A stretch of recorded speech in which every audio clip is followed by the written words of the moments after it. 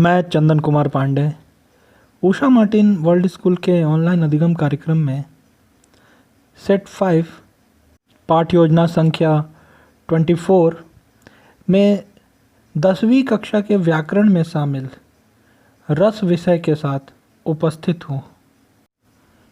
पिछली कक्षा में हमने रस की परिभाषा, रस के अंग, भाव, भाव के प्रकार जिसमें स्थायी भाव और व्यभिचारी भाव में से स्थायी भाव को समझा था।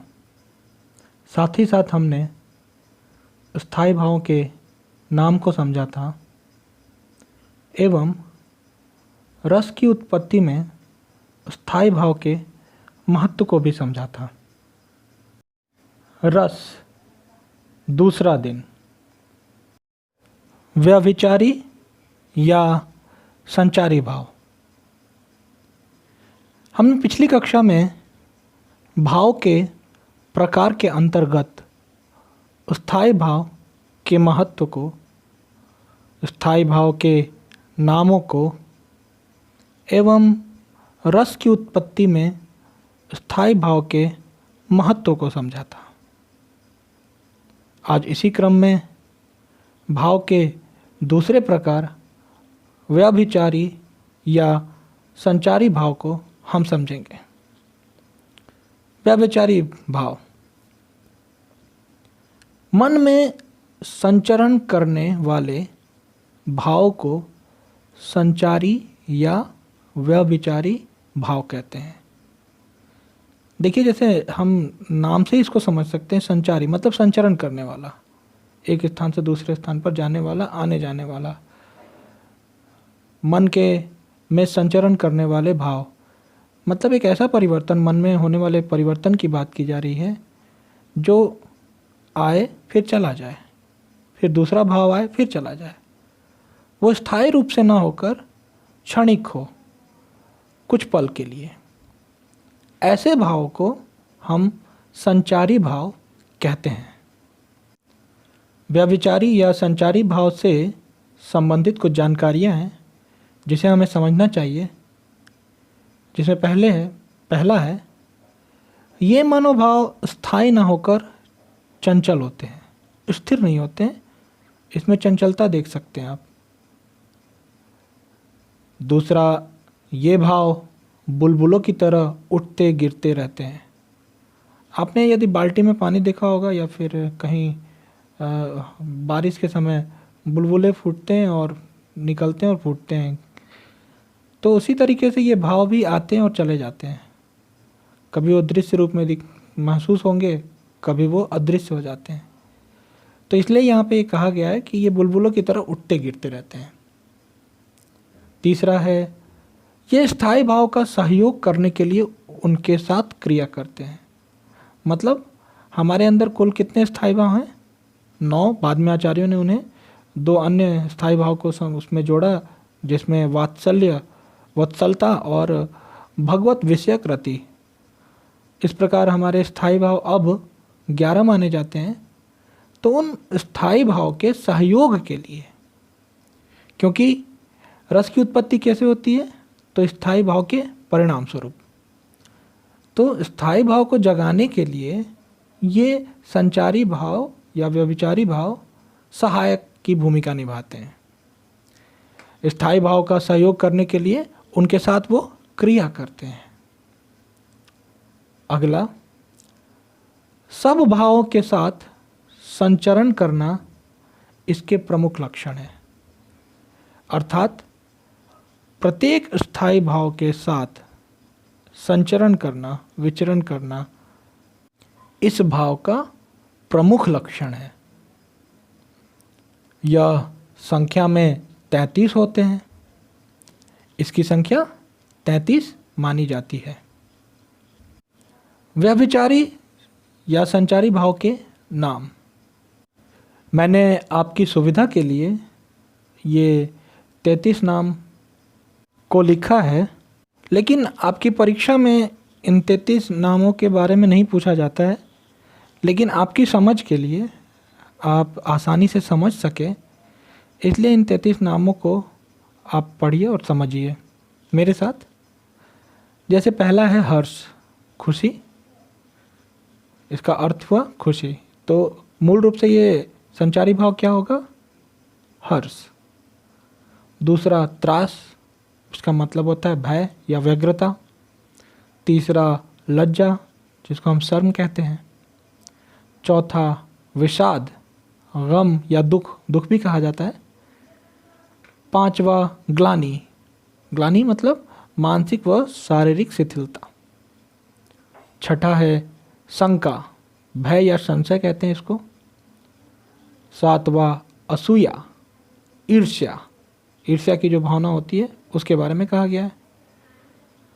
आठवां चिंता, चिंता आप समझते हैं। 9 अमर्ष, अमर्ष का अर्थ होता है विरोधी का अपकार करने की अक्षमता से उत्पन्न दुख। 10वां मोह। 11वां गर्व, घमंड। 12वां उत्सुकता, किसी भी कार्य के लिए उत्सुकता।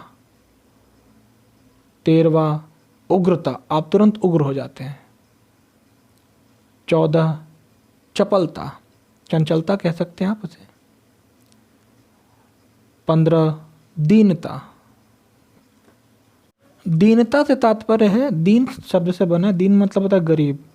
तो गरीबी का भाव जब जगे, गरीबी मतलब पैसे को लेकर नहीं, किसी भी विषय वस्तु को लेकर अगर आपके मन में जो हीन भावना उत्पन्न होती है उसके लिए। जड़ता 16वां है, इसका जड़ मतलब होता है मूर्ख, जो अपने स्थिति से बिल्कुल ना हटे, जो रूढ़ हो जाए, वैसे को हम जड़ता कहेंगे। आवेग। अगला है 18 निर्वेद, अपने को कोसना या धिक्कारना। 19वां है धृति, इसका मतलब है इच्छाओं की पूर्ति या फिर चित्त की चंचलता का अभाव। अगला मति। 11वां विबोध, इसका अर्थ है चैतन्य लाभ। 22वां वितर्क। 23 श्रम। 24 आलस्य। 25 निद्रा। 26 स्वप्न। 27 स्मृति। 28 मद। 29 उन्माद। 30 अवहिष्ठित्सा, हर्ष आदि भाव को छिपाने की जो भावना होती है उसे हम अवहित्था कहते हैं। 11वां अपस्कार, मूर्छा, मूर्छित हो जाते हैं उसके लिए। 32 व्याधि, रोग कहते हैं इसे। और आखिरी 33 मरण।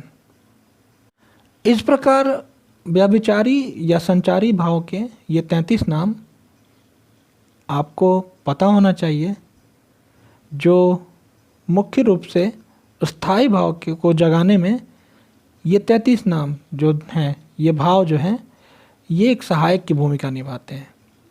और ये 33 नाम जो हमने पढ़ा, ये स्थिर न होकर चंचल होते हैं। अर्थात एक आएगा तो दूसरा जाएगा, दूसरा जाएगा तो दूसरा आएगा। तो इस तरह से वो आते जाते रहते हैं। कहाँ पे? तो हमारे मन में जहाँ स्थायी भाव होते हैं उसमें ये संचारी भाव, जो संचरण करने वाले भाव हैं, कुछ क्षण के लिए आएंगे और चले जाएंगे। उदाहरण से, एक दो उदाहरण से समझते हैं हम। जैसे एक है हास स्थायी भाव। तो जब हास स्थायी भाव मतलब आपके मन में हास स्थायी भाव उत्पन्न होगा तो किस रस की उत्पत्ति होगी? हास्य रस की। तो हास जब स्थायी भाव आएगा तो उस समय आपको हर्ष होगी, खुशी होगी। ये खुशी जब तक आप उस भाव से प्रेरित हैं तब तक वो खुशी रहेगी। वहीं दूसरा अगर कहें हम, यदि करुणा का भाव आया आपके अंदर, जिसे हम शोक पिछली कक्षा में हमने पढ़ा था, तो उस समय आपको विषाद, गम मिलेगा। वहीं आगे आपको ग्लानि भी होगी, कभी कभी शंका भी होगी, कभी आपको गर्व महसूस होगा जब वीरता की बात होगी, उत्साह जिसको हमने पढ़ा था। तो मूल रूप से स्थायी भाव में ये संचारी भाव शामिल होते हैं और उस स्थायी भाव को और जागृत करते हैं। तो ये जगाने के काम में आते हैं ये व्यभिचारी भाव, जिसके परिणाम स्वरूप रस की उत्पत्ति होती है। अब अगला है विभाव। जैसा कि हमने पिछली कक्षा में पढ़ा था कि रस के 3 अंग होते हैं। एक होता है भाव, दूसरा विभाव और तीसरा अनुभाव। पहले भाव के बारे में तो हमने जाना, भाव के 2 प्रकारों को भी जाना, स्थायी भाव, दूसरा व्यभिचारी या संचारी भाव। तो रस के पहले अंग को तो हमने जान लिया। अब रस का दूसरा अंग है विभाव। तो आइए विभाव को समझते हैं। विभाव स्थायी भाव के उद्बोधन, मतलब जगाना, जगाने के कारण को विभाव कहते हैं। विभाव हमने पिछली कक्षा में पढ़ा था। विभाव जो होते हैं भाव उत्पन्न करने के साधनों को कहा जाता है। साधन मतलब कारण, जिस कारण से हमारे अंदर स्थायी भाव उत्पन्न हो, कारण या साधन। तो स्थायी भाव के उद्बोधन के लिए, स्थायी भाव को जगाने के लिए जो कारण, जो साधन बनते हैं, उसको हम विभाव कहते हैं। दूसरे शब्दों में विभाव का अर्थ है भाव के कारण। मैंने वही कहा, कारण की अगर बात करें, जिन विषयों और विषय प्रस्तुतियों के द्वारा मन के स्थायी भाव जागृत होते हैं, उन्हें विभाव कहते हैं। मतलब जिस विषय, कोई भी एक विषय ले या विषय को प्रस्तुति, उसको प्रस्तुत किया जाए। मान लीजिए एक राम या सीता की कहानी का एक विषय है और उस विषय की प्रस्तुति, राम और सीता के बीच के प्रेम को दिखाना, ये प्रस्तुति हुई। तो उस विषय और विषय प्रस्तुतियों के द्वारा मन के स्थायी भाव जग जाते हैं। किस प्रकार के स्थायी भाव जगते हैं वो बात की बात है। तो जगा तो आखिर उन विषय की वजह से, उन विषय प्रस्तुतियों की वजह से। तो ये विषय प्रस्तुतियों को और विषय को हम कारण या साधन कह सकते हैं, जिसके कारण हमारा स्थायी भाव जागृत होता है, उसे हम विभाव कहते हैं। अब एक उदाहरण से समझते हैं। मान लीजिए किसी कहानी को पढ़कर उसके नायक नायिका, हीरो हीरोइन को नायक नायिका कहते हैं, खलनायक विलन, या परिस्थितियों को देखकर मन के भाव जागते हैं, इसे विभाव कहते हैं। हम किसी पिक्चर या सिनेमा को देखते हैं तो उसमें नायक नायिका को देखकर हमारे मन में कुछ भाव जगता है, प्रेम का, उत्साह का, घृणा का। घृणा का तो जनरली नहीं होता है, खलनायक को देखकर घृणा का भाव होगा, क्रोध का भाव उत्पन्न होता है। तो ये जो नायक नायिका हुए, खलनायक हुए, ये तो कारण हुए ना हमारे भाव को जगाने के लिए। तो ये परिस्थितियों को देखकर हमारे मन में भाव जगते हैं। वो कौन से भाव जगते हैं? कोई परिस्थिति को देखकर हमारे मन में जो भाव जगता है वो स्थायी भाव जगता है, जो प्रत्येक सहृदय, जिसके अंदर हृदय है, वैसे मनुष्यों के अंदर उपस्थित होता है। कोई मनुष्य इससे वंचित नहीं है। तो हमारा वो स्थायी भाव जगता है इन कारणों से, नायक नायिका के कारणों से, खलनायक के कारणों से। जिस प्रकार का स्थायी भाव जगे, जैसी परिस्थिति होगी वैसे ना भाव जगेगा। प्रेम प्रसंग की बात होगी तो हमारे अंदर प्रेम का भाव जगेगा, उत्साह की बात होगी तो हमारे अंदर वीरता का भाव जगेगा, गुस्से की स्थिति होगी तो हमारे अंदर क्रोध का भाव जगेगा। तो इस प्रकार से विभाव मूल रूप से हमारे स्थायी भाव को जगाने का कार्य करते हैं। अब अगले अंश में देखते हैं क्या है। विभाव के 2 अंग माने जाते हैं। अब इसके भी 2 अंग हैं, इसको भी समझ लेते हैं। विभाव के अंग, एक है आलंबन विभाव और दूसरा है उद्दीपन विभाव।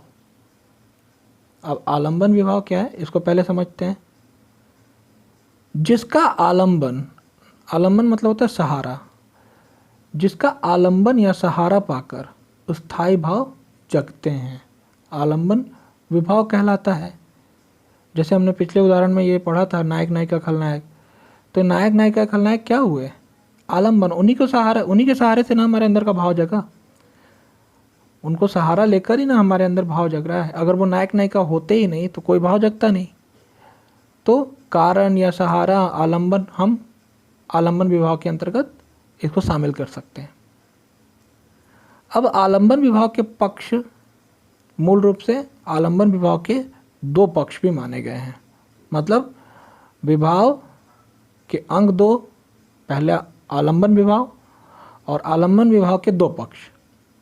एक हो गया आपका आश्रयालंबन और दूसरा विषयालंबन। अब आश्रयालंबन क्या है? जिसके मन में भाव जगे वह आश्रयालंबन कहलाएगा। अर्थात जिस व्यक्ति के अंदर भाव जग रहा है, मैंने किसी वस्तु या परिस्थिति को देखा तो जिसके मन में, मेरे अंदर भाव जगेगा तो मैं क्या हो जाऊंगा? आश्रयालंबन हो जाऊंगा। वहीं अगर विषयालंबन की बात करें तो जिसके प्रति या जिसके कारण मन में भाव जगे वह विषयालंबन कहलाता है। अर्थात जिस विषय के कारण मेरे मन में भाव जग रहा है तो वह विषय विषयालंबन होगा, और मेरे अंदर भाव जगा तो मैं आश्रयालंबन होऊंगा। उदाहरण से समझते हैं इन दोनों को। यदि राम के मन में सीता के प्रति प्रेम का भाव जगता है तो राम आश्रय होंगे, क्योंकि जिसके मन में भाव जगे, तो यहाँ किसके मन में भाव जगा? प्रेम का भाव राम के मन में। और जिस विषय को देखकर, जिसके प्रति, जिसके कारण वो भाव जगा, तो राम के अंदर प्रेम का भाव किसके कारण जगा? तो सीता को देखकर। तो सीता क्या हो गई यहाँ पर? विषय। तो ये विषयालंबन और राम आश्रयालंबन। अब विभाव के दूसरे अंग की अगर बात करें तो वह है उद्दीपन विभाव। उद्दीपन विभाव क्या है, इसको समझते हैं। जिन वस्तुओं या परिस्थितियों को देखकर स्थायी भाव उद्दीप्त होने लगता है, उद्दीपन विभाव कहलाता है। दूसरे शब्दों में, जिन प्रेरक परिस्थितियों या व्यक्तियों के सहयोग से मूल भाव जगाने में सहायता मिले, उन्हें उद्दीपन कहते हैं। उद्दीपन का अर्थ होता है जगाना। मान लीजिए आपको भूख लगी है और आपके सामने या फिर आपको कहीं से बहुत ही सुगंधित भोजन पदार्थ की खुशबू आ रही है, तो आपकी जो भूख होगी और ज़्यादा बढ़ जाएगी, जग जाएगी। तो उसी तरीके से उद्दीपन विभाव भी जगाने का काम करता है। किसको? स्थायी भाव को। अब समझते हैं, जिन वस्तुओं या परिस्थितियों को देखकर स्थायी भाव उद्दीप्त होने लगता है। किसी भी कंडीशन को देखकर हमारा जो स्थायी भाव है उद्दीप्त हो गया, जग गया तुरंत ही, तो हम उसे उद्दीपन विभाव कहते हैं। दूसरे शब्दों में कहा गया कि जिन परिस्थितियों या व्यक्तियों के सहयोग से मूल भाव किसे कहा गया है? स्थायी भाव को। तो स्थायी भाव को जगाने में सहायता मिले, उन्हें उद्दीपन कहते हैं। अब उदाहरण से इसको भी समझ लेते हैं। जैसे वाटिका के मनोरम वातावरण में, वाटिका उद्यान बगीचा, जब पहली बार राम और सीता मिलते हैं तो बगीचे में मिलते हैं, फूल तोड़ने वो लोग जाते हैं। तो सीता अपनी रानियों के साथ थी और राम लक्ष्मण थे। तो पहली बार जब उन्होंने एक दूसरे को देखा तो वाटिका का मनोरम वातावरण, मतलब फूल, पेड़ पौधे, पक्षी, ये सभी जो वातावरण थे, राम और सीता का प्रेम प्रकट हुआ। वो एक दूसरे को देखते हैं तो राम तो आश्रय हो गए, राम के मन में भाव जगा, और सीता विषय हो गई आलंबन के हिसाब से। अब ये जो वाटिका का जो मनोरम दृश्य है, वातावरण है, उस कंडीशन को क्या कर रहा है? उद्दीप्त कर रहा है, जगाने का काम कर रहा है। तो यहाँ पे वाटिका का मनोरम वातावरण क्या हो जाएगा? उद्दीपन विभाव हो जाएगा। यहाँ वाटिका का मनोरम और एकांत वातावरण उद्दीपन है। इसी प्रकार चांदनी रात, कोकिल कूजन मतलब कोयल का कूकना, एकांत स्थल, रमणीक उद्यान, नायक या नायिका की शारीरिक चेष्टाएं, उनके शरीर को देखकर, उनके रूप रंगों को देखकर हमारे मन के अंदर जो भाव उद्दीप्त हो गया, जग गया आदि, उसे हम उद्दीपन के उदाहरण ही है। अब अगला है रस के अंगों में तीसरा अंग अनुभव, क्योंकि हमने भाव को पढ़ा, भाव को भी समझा, मन के अंदर परिवर्तन को हम भाव कहते हैं। भाव के दो प्रकार भी समझे हम लोग, स्थायी भाव जो मूल भाव होते हैं उसको, व्यभिचारी भाव जो आते हैं चले जाते हैं। उसी के बाद हमने विभाव पढ़ा। विभाव के अंतर्गत हमने आलंबन और उद्दीपन को पढ़ा। अब रस के अंग में तीसरा अंग हमारा है अनुभाव। अनुभाव क्या है इसको हम समझते हैं। अनुभाव मनोगत भाव मतलब मन में स्थित भाव को व्यक्त करने वाले शरीर विकार अनुभाव कहलाता है। विकार का मतलब होता है परिवर्तन। तो शरीर में कुछ परिवर्तन होता है, उसको हम शारीरिक परिवर्तन को हम अनुभाव कहते हैं।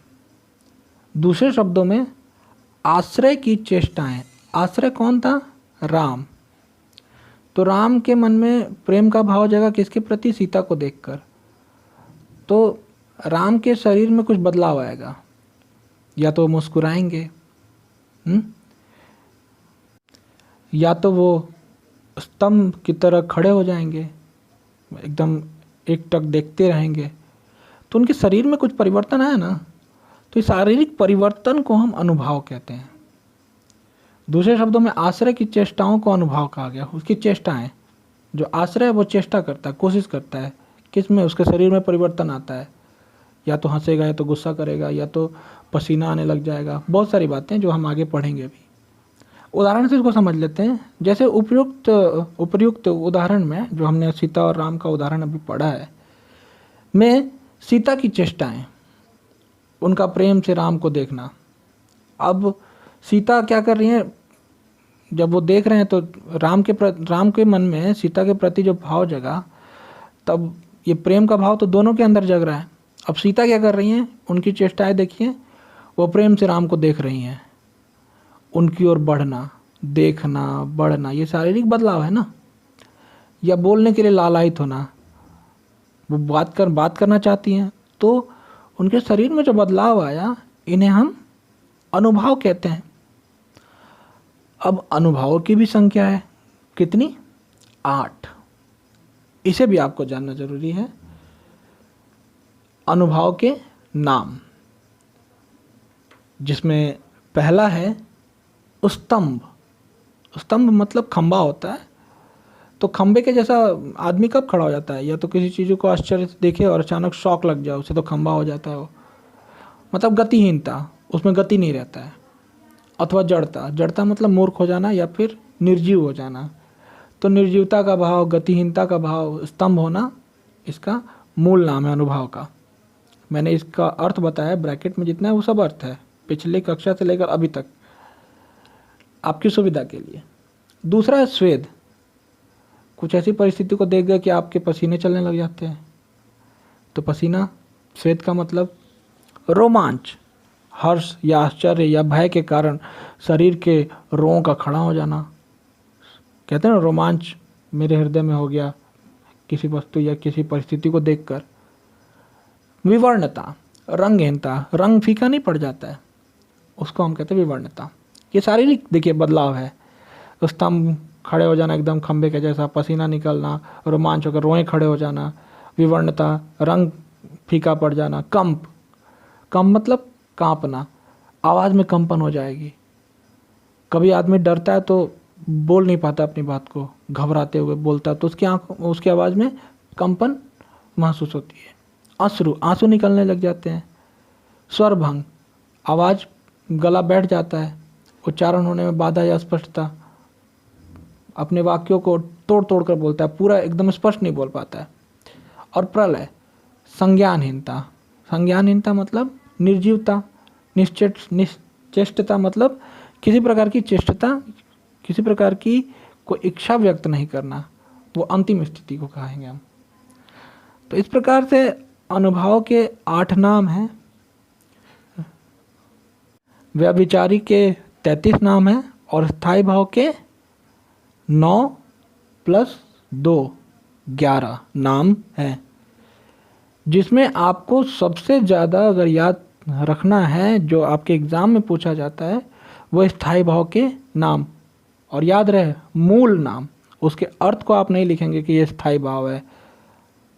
आप जब भी लिखेंगे उसके मूल नाम को लिखेंगे, रति लिखेंगे, प्रेम नहीं लिखेंगे, जो उसका मूल नाम है। तो इन सभी नामों को आपको याद रखना चाहिए, मुख्यतः स्थायी भाव के नाम को। ये व्यभिचारी और अनुभाव आप 3 या 4 या 5 नाम याद कर सकते हैं। 33 में से आप 5 नाम याद कर लीजिए, ये अनुभाव में से आप 5 नाम याद कर लीजिए। वैसे सभी सरल है, 8 आप याद कर सकते हैं। तो जब आप ये याद करते हैं तब हम फिर रस को समझते हैं। तो आज की कक्षा में इतना ही। कल से हम रस के 11 प्रकार को समझने का प्रयास करेंगे, उसके उदाहरण के साथ। रस के महत्व को भी समझेंगे, किस स्थायी भाव से किस रस की उत्पत्ति होती है, ये भी समझेंगे।